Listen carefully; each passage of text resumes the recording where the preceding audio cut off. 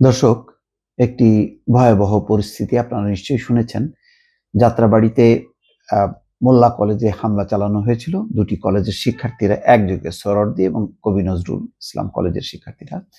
পরে তারাও পাল্টা হামলা চালিয়েছে। যাই হোক, এই হামলা ভাঙচুরের এখন নানা ক্ষতচিহ্ন বের হচ্ছে।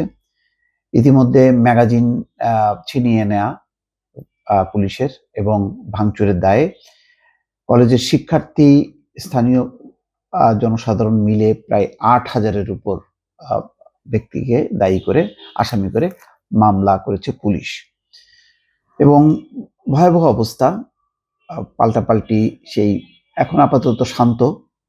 এখন যেই ঘটনা ঘটেছে যে যাত্রাবাড়িতে সংঘর্ষ থেমেছে, কিন্তু কলেজ জুড়ে অনেক ভাঙচুরের চিহ্ন রয়ে গেছে এবং প্রচুর আহত হয়েছে।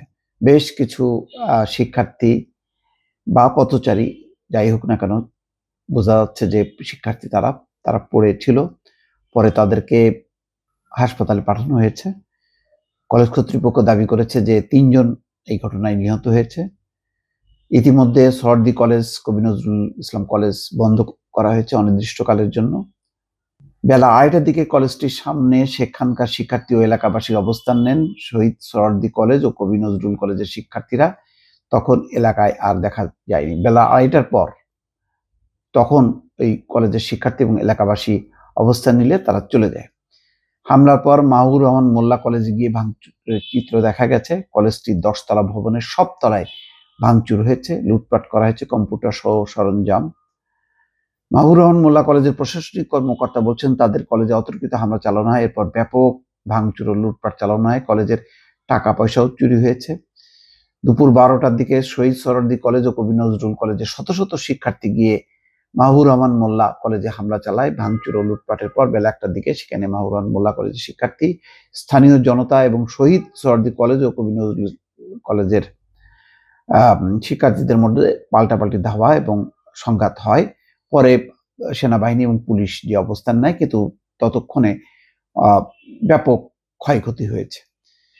এখন প্রশ্ন হলো যে আগের দিনের যেই ঘটনার সূত্রপাত হলো, সেই সূত্রপাতটা বা তার জেরটা পরদিন যে গড়াবে, এটা কি অ্যাসেসমেন্ট করেনি লোকাল থানা বা আইন শৃঙ্খলা গোয়েন্দা সংস্থাগুলো? যদি সত্যি সত্যি করে থাকে, তাহলে এই ঘটনাটা গড়ালো কিভাবে? আমার প্রশ্ন হচ্ছে এটাই, যে একটি ঘটনা ঘটেছে, কিন্তু সেই ঘটনার রেশে তো পরের দিন গড়াতে পারে। তার পরের দিন যাতে না গড়ায়, রাতের মধ্যেই যাতে সেনাবাহিনী বা পুলিশ, আইন শৃঙ্খলা বাহিনী যাতে সেই প্রতিরোধমূলক ব্যবস্থা গড়ে তোলে এবং পাশাপাশি কারা কারা এই ঘটনায় জড়িত বা কারা কাদের সঙ্গে আলোচনা করলে এটা সমাধান করা যাবে, সেই চেষ্টাটা আগের দিন কেন করা হলো না? কেন চুপচাপ বসে থাকা হলো?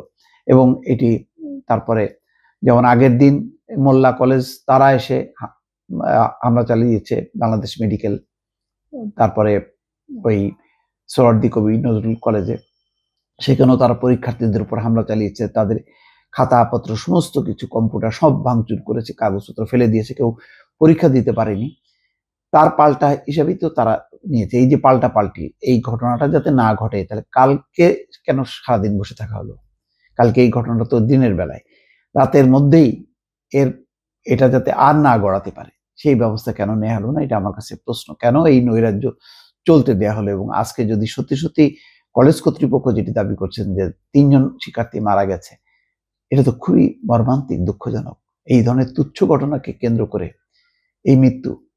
প্রথম যদি স্টার্ট করেছে মোল্লা কলেজ, তাদের একজন ডেঙ্গু আক্রান্ত, ন্যাশনাল মেডিকেলে ভর্তি, সেই মারা গেছে এবং প্রতিদিনই মারা যাচ্ছে। বলা হচ্ছে অবহেলা। অবহেলা, এটা একটা অভিযোগ, এটা তদন্ত করার আশ্বাস দিচ্ছিল তারা, কিন্তু সেই আশ্বাসের উপর তারা ভর করেনি। তারা সেই ন্যাশনাল মেডিকেলে হামলা চালিয়েছে, ভাঙচুর করেছে, এমার্জেন্সি, অ্যাম্বুলেন্স, অনেক কিছু। তারপরে তারা পাশের সেই সোহরাওয়ার্দী বা কবি নজরুল কলেজে, সেখানেও হামলা চালিয়েছে। তার জেরে আজকে পাল্টা হামলার ঘটনা ঘটলো। এই যে নৈরাজ্যকর পরিস্থিতি, এখানে শিক্ষার্থীরা তাদের রিপ্রেজেন্টেটিভকে, সেই কলেজের কর্তৃপক্ষের অবস্থাটা কি, অথবা স্থানীয় কর্তৃপক্ষ, আওয়ামী লীগ, বিএনপি, মাফ করবেন আওয়ামী লীগ তো এখন নাই, বিএনপি, জামাত, তাদের অবস্থাটা কি, বৈষম্য বিরোধী ছাত্র আন্দোলন, তারা কেন চুপচাপ বসে থাকলো? এতগুলো কর্তৃপক্ষ থাকতে আজকে যে ঘটনাটা ঘটলো, এই ঘটনার দায়টা আসলে কার? এটাই আমি বারবার খোঁজার চেষ্টা করছি দর্শক। ভালো থাকবেন। আল্লাহ হাফেজ।